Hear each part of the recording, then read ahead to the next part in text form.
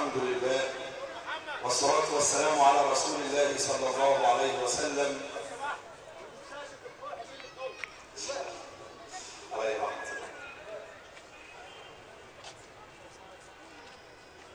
نقف في لحظة تاريخية فاصلة من حياة هذا الوطن، بل حياة هذه الأمة. هذه اللحظة التي يندر أن تتكرر في تاريخ الأمم، هذا الذي حدث بعد ثورة 25 يناير من فرصة تغيير حقيقي لحال هذه الأمة.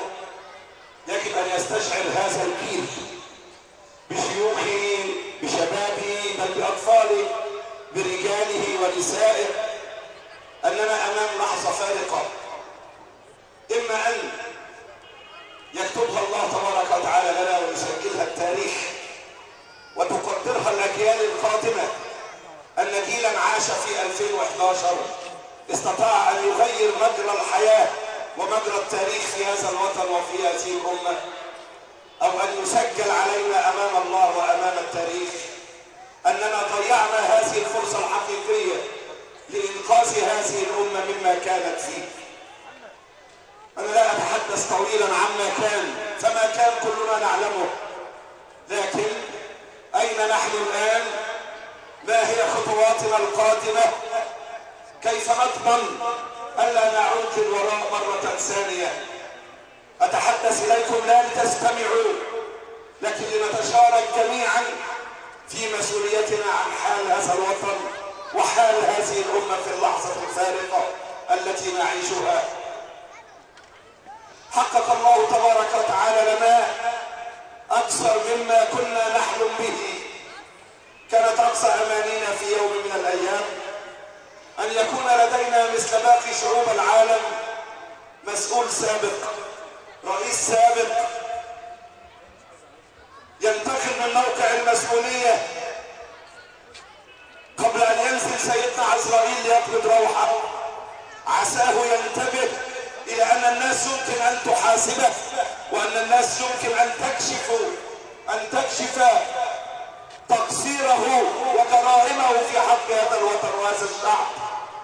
كانت كل آمالنا أن يكون لدينا مواقع مسؤولية سابقة. نحن الآن بفضل الله تبارك وتعالى لدينا رئيس سابق، بل رئيس سوابق محبوس محكوم من داخل القفص ينادى عليه المتهم محمد حسني السيد مبارك ويجيب في ذلة وخنوع موجود يا فندم. حقق الله لنا هذا، بل أكثر من هذا، لدينا رئيس سابق ونائب رئيس سابق وحكومة سابقة وبرلمان سابق وحزب حاكم فاسد سابق ومجالس محلية فاسدة سابقة واتحاد عمال سابق فاسد. وبدأت الدورة، لكني أصدقكم القول، لم يبدأ التغيير في مصر حتى الآن. لا تزال كل مؤسساتنا من صغيرها لكبيرها على نفس حال الفساد والعفن الذي هي عليه. لا تزال مجالسنا القروية ومجالسنا المحلية في الحي في المدينة في المحافظة في الكلية في الجامعة في البنك في الشركة في الوزارة في المحافظة، لا زال الجميع يسير على النحو الذي كان عليه وكأن شيئا لم يحدث. من ثم نحتاج أن نستشعر مسؤوليتنا، كيف نعيد بناء هذا الوطن على قواعد جديدة،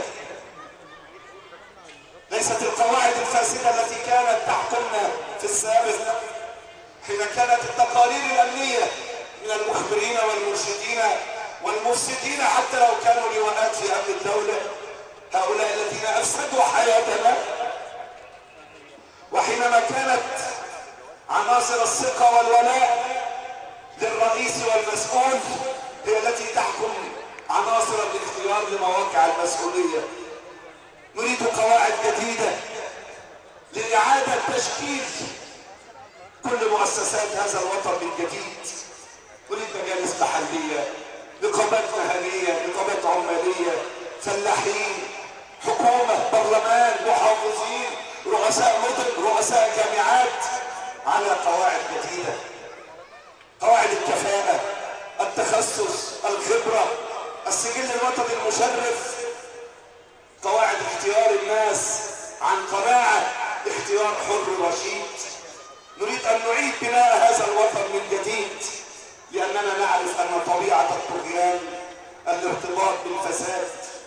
الذين طغوا في البلاد فاكثروا فيها الفساد، ما تركوا لنا شبرا في هذا الوطن الا وقد بلغ الفساد الى قاعه ونخاعه. نريد تغيير هذا الوطن ليكون وطنا حرا كريما يحيا فيه الجميع حياه حره كريمه لكل مواطنيه بلا استثناء. كيف نبدا عجله التغيير الحقيقي؟ نحن امام الامتحان الاول. كيف نشكل برلمانا ينوب عنا في استكمال مسيره الثوره؟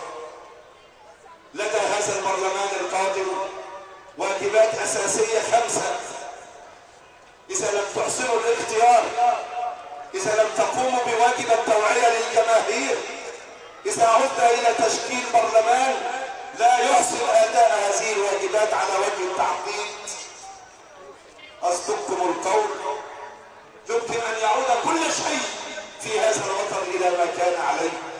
يمكن ان تضيع الفرصه لتغيير حقيقي. نحتاج الى برلمان كما اشار الاخي علي الشرقاوي يقوم من اليوم الاول باستلام كامل للسلطه التشريعيه من المجلس العسكري. يقوم من اليوم الاول باصدار القوانين التي نحتاج اليها، وعلى راسها من اليوم الاول انهاء حاله الطوارئ التي جسمت على صدر هذا الوطن اكثر من 32 سنه.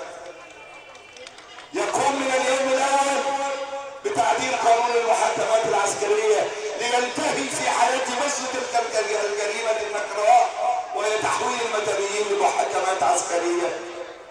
يقوم من اليوم الاول بوضع قانون حقيقي للسلطه القضائيه المستقله علشان نطمئن ان محاكمات المجرمين ستسير على نحو مطمئن يطمئننا على اننا سنسجل في التاريخ ان هذا الشعب استطاع ان يقتص من جلديه وقاتليه وحاربيه من الحياه الكريمه.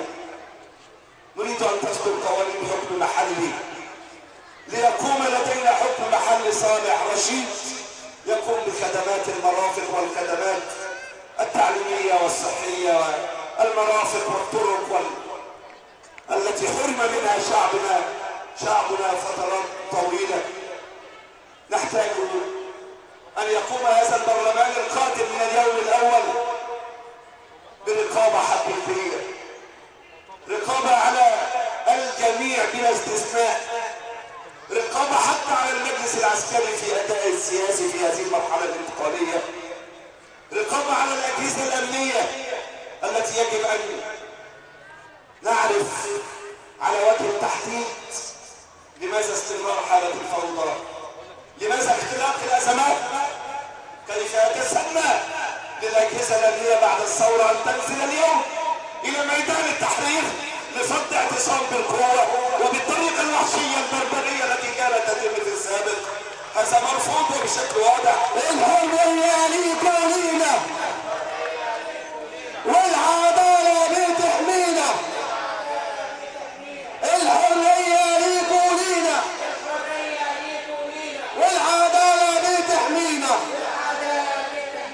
لم ندعو الاعتصام ولم نشارك في اعتصام، ودعونا الناس لإنهاء المليونية في نهاية اليوم أمس، تلك المليونية العظيمة التي أرسلت رسالة واضحة أن الثورة لا تزال حية في قلوب هذا الشعب، وأننا لا زلنا قادرون على حشد الملايين أمام أي قوة في العالم في الداخل أو في الخارج تحاول أن تعيدنا إلى ما كان قبل 25 يناير مرة ثانية.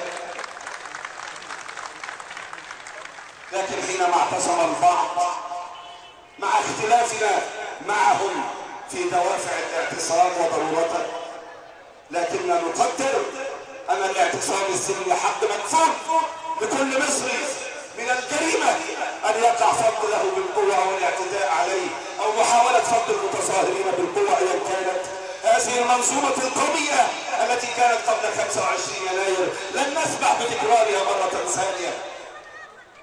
اتصلت منذ ساعه ونصف او ساعتين بالسيد وزير الداخليه وطلبت منه على وجه التحديد سحب اجهزه الشرطه من ميدان التحرير ومن كل ما حوله، وتمت الاستجابه لهذا بفضل الله.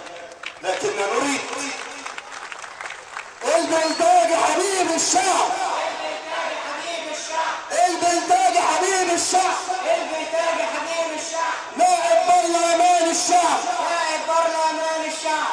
لكني سأعود على الفور الآن إلى ميدان التحرير وسط المعتصمين لنؤكد أن الاعتصام السلمي حق مكفول لهذا الشعب، لا سبيل لقمعه ولا لوأده ولا لفض بالقوة بعد 25 يناير. نريد أن يحيا هذا الشعب حياة حرة كريمة لكل مواطنيه. نريد رقابة حقيقية. لماذا استمرار الفوضى الأمنية؟ لماذا استماع الأزمات لهذا الوطن من مكان إلى مكان؟ خريطة البلطجة تعرفها الأجهزة الأمنية معرفة تفصيلية. تعرف هؤلاء المجرمين ومشكلي الخطر الذين كانوا يستخدمونهم في السابق في تزوير الانتخابات وفي الهجوم على الخصوم السياسيين وفي تهديد المجتمع، يعرفونهم جيدا. ولو وجدت الإرادة السياسية لانتهت هذه الفوضى، ونحن نقول لهم نقسم بالله العظيم إن شاء الله تبارك وتعالى واثقين أنه لا توجد قوة لا من فنون النظام ولا من قيادات أمنية ولا من بلطجية ولا من رجال أعمال فاسدين في الداخل ولا في الخارج يمكن أن تعيدنا للوراء مرة ثانية. مش هنسلم، مش هنطاطي، مش هنسلم، مش هنطاطي. احنا كرهنا الصوت الواطي، احنا كرهنا الصوت الواطي. مش هنسلم، مش هنطاطي، مش هنسلم، مش هنطاطي. احنا كرهنا الصوت الواطي. احنا كرهنا الصوت الواطي. سنقوم برقابة حقيقية على الحكومات، على الوزراء، على كل مسؤول في هذا الوطن من خلال برلمان كارت حقيقي ينوب عن هذا الشعب، يخرج الكارت الأحمر لأي مسؤول لا يقوم بواجبه في تحقيق مطالب هذا الشعب أيا كان في أي موقع من مواقع المسؤولية. يسحب الثقة من أي وزير. لن نحتاج إذا كان لدينا برلمان حقيقي معبر عن هذا الشعب بانتفاضة معلمين ولا أطباء ولا عمال، لأننا سنكون قد اخترنا من ينوب عنا في المحاسبة والمراقبة. لن نحتاج بعد اليوم إذا أقمنا برلمان بجد إلى أن يعيش شعبنا في الفقر والمرض والجهل في الوقت الذي تخرج مليارات هذا الشعب في بنوك سويسرا وفرنسا ولندن. حينما تكون لدينا رقابة حقيقية سنستطيع بفضل الله أن يعيش كل مواطن على أرض مصر حياة كريمة تليق بكرامة الإنسان، كل الإنسان. سنحتاج إلى أداء، نحتاج إلى البرلمان القادم الذي تصنعونه أنتم أو تحرموننا من فرصة تغيير حقيقي إذا ما تركتم. ولا أتصور أن يمكن أن يحدث هذا، أن يعود الذين قامت الثورة في وجوههم من أحزاب أو أفراد بالطبع أخطأ المجلس العسكري حين سمح بإعادة إنتاج أحزاب الحزب الوطني مرة ثانية، حزب الحرية وحزب المواطن المصري وحزب كذا وحزب كذا.